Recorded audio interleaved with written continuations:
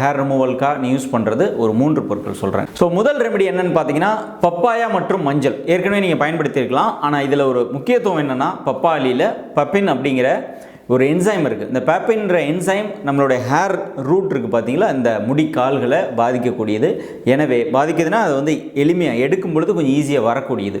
எனவே இந்த பப்பாளி உங்களுக்கு தேவையான அளவுக்கு, அதில் குறைந்தபட்சம் ஒரு 5 கிராம் அளவிற்கு மஞ்சள், அதாவது உங்கள் ஏரியாவுக்கு தகுந்த மாதிரி எவ்வளோ ஹேர் ரிமூவ் பண்ணணும், எவ்வளோ டிஸ்ட்ரிபியூஷன் இருக்கோ அதுக்கு தகுந்த மாதிரி ஒரு பீஸ் ஆஃப் பப்பாயா எடுக்கிறீங்க அப்படின்னா அதில் ஒரு 5 கிராம் அளவிற்கு மஞ்சள் சேர்த்து அரைத்து பாதிக்கப்பட்ட இடத்துல அப்ளை பண்ணுங்கள். நல்ல ஒரு ஜெல் மாதிரி அப்ளை பண்ணுங்கள். குறைந்தபட்சம் 20 முதல் 20 நிமிடத்திலேருந்து அரை மணி நேரம் நல்லா காய்ந்த பிறகு நீங்கள் அதை வாஷ் பண்ணாலே போதும். எந்த லைக் நம்ம ஹேர் ரிமூவல் பண்ணும்போது ஹேர் ரிமூவல் பேட்ச்லாம் போட்டுட்டு உரிக்கிற மாதிரி அப்படிலாம் எதுவும் பண்ண வேண்டாம்.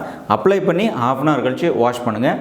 கண்டினியூஸாக வாரத்தில் ஒரு 3 நாட்கள், ஒரு நாள் விட்டு ஒரு நாள் ரெகுலராக பண்ணிகிட்டே இருக்கும் பொழுது